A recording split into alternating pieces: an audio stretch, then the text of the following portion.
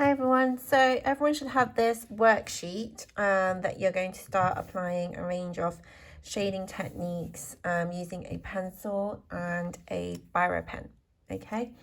And as per usual, you're going to start using a pencil first, and the first thing you're going to do is add the base layer.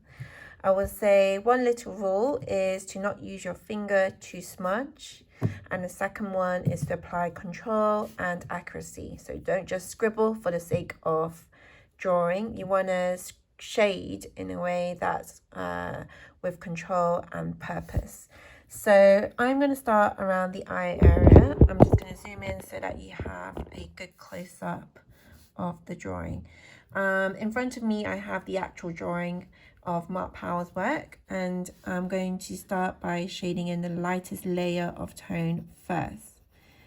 The reason why I start with a light layer of tone first is because I want to get the base layer in, and that helps to achieve a smooth layer of tone as you start to build up a range of tone.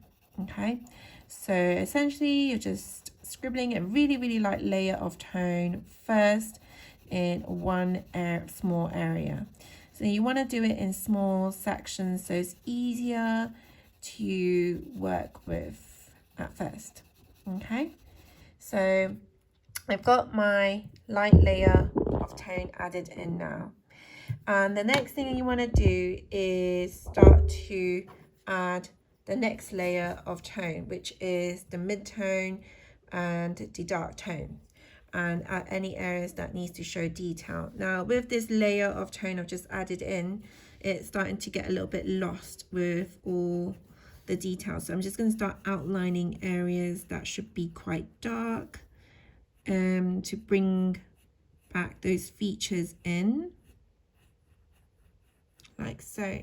And throughout I'm just looking backwards and forwards to the original drawing to ensure that I am applying control and accuracy in the right places, where areas needs to be dark and areas that needs to be light. So you just don't want to make it up. You want to make sure you're checking back as you're shading these areas in.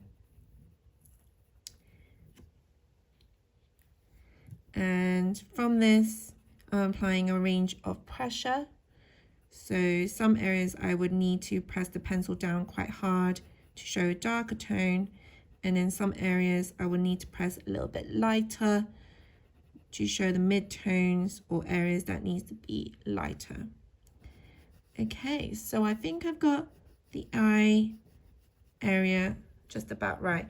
Now this area looks a little bit too light, so I'm just going to look at that image, and you can see on the image there is some areas of light tone that I need to shade in a little bit more to make it look more 3D.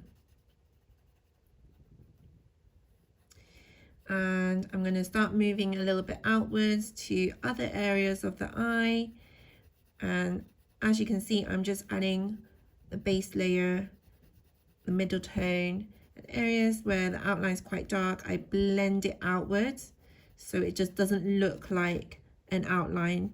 Your drawing shouldn't just look like an outline. Make sure you always blend it out so that way it looks more 3D. So I'll just repeat that one more time. You draw the outline like so, and then what you do, you blend it out by shading it over lightly so that it looks less like an outline, and you can start to see the shadows, the creases more in more detail, and it starts to look a little bit more realistic. And that's the aim of adding tone, is to make it look 3D, realistic to the image that we're working with.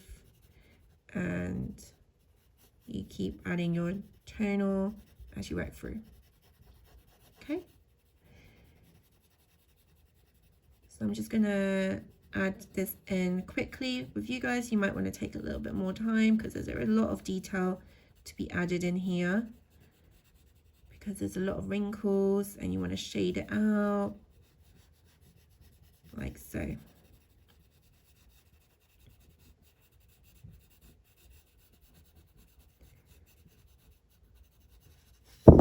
And once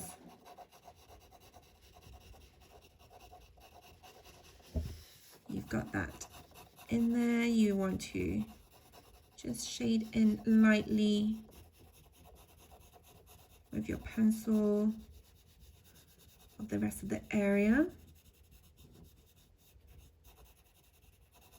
Okay, now if I zoom out a little bit, you'll start to see the detail on that and how it starts to come together, quite realistic looking to the image. Now I'm going to get my biro pen in, and this is the part where I want to add in the dark tonal areas and the detail that the pencil couldn't achieve.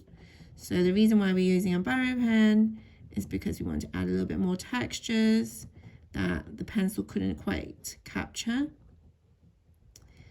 and shading it out, again blending it out using hatching techniques, only on areas where it shows really dark tones.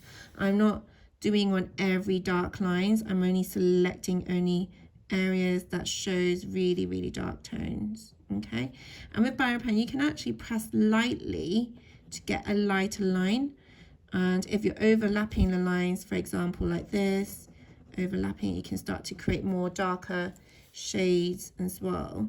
So try to treat using the biro pen as though you're using a pencil, but using sort of hatching lines as well.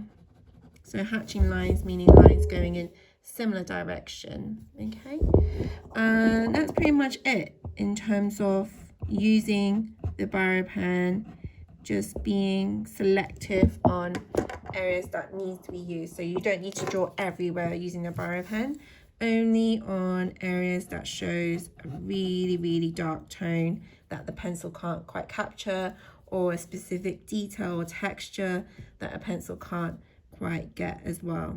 Okay, and so as you know, this is a demo video, so now that I've shown you the basic tricks, you should be able to do that with the rest of the drawing. Okay, and on the PowerPoint slide you will find an example of a finished drawing as well. Okay.